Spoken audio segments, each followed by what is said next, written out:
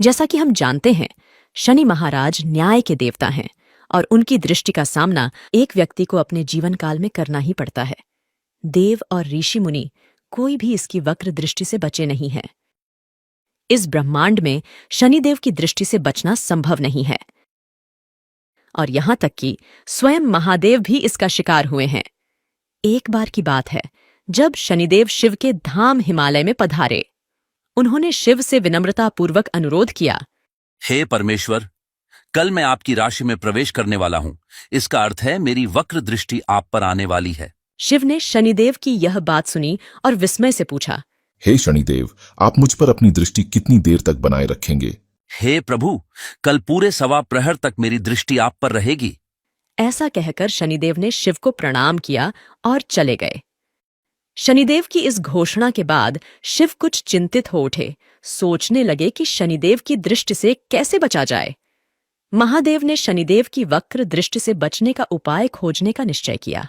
उन्होंने सोचा, मुझे शनिदेव की दृष्टि से बचना होगा। यदि मुझ पर दृष्टि पड़ी तो सब देव मेरा मजाक उड़ाएंगे। मैं शनिदेव के आने से पहले ही कैलाश छोड़कर मृत्युलोक में चला जाऊंगा। अगले दिन शिव मृत्युलोक यानी पृथ्वी में आए और एक हाथी का रूप लेकर शनिदेव की दृष्टि से बचने का प्रयास किया। हाथी के रूप में भटकते हुए वे एक नगर पहुंचे जहां लोग उन्हें देखकर डर गए और उन्हें भगाने लगे। उस दिन उन्हें हाथी के रूप में ही अपनी भूख और प्यास मिटानी पड़ी। शाम होते होते शिवजी ने सोचा कि इसके बाद अब दिन समाप्त हो गया है और शनिदेव की दृष्टि का मुझ पर कोई असर नहीं हुआ है। वे कैलाश पर्वत पर वापस लौट आए। कैलाश पर पहुंचकर जब उन्होंने शनिदेव को अपनी प्रतीक्षा करते पाया तो उन्होंने मुस्कुराते हुए कहा, आपकी दृष्टि का मुझ पर कोई असर नहीं हुआ। शनिदेव मुस्कुराए और बोले, मेरी दृष्टि से ना तो देवता बच पाए हैं और ना ही दानव। यहां तक आप भी मेरी दृष्टि से नहीं बच पाए। यह सुनकर भगवान शंकर आश्चर्यचकित रह गए।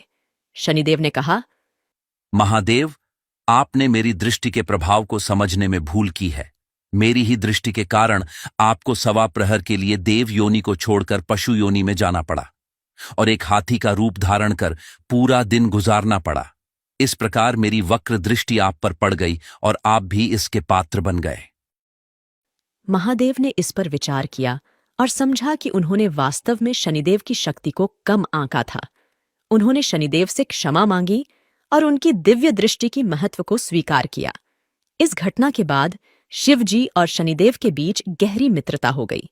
शनिदेव ने भी महादेव की महानता को स्वीकार किया और उन्हें सम्मान दिया।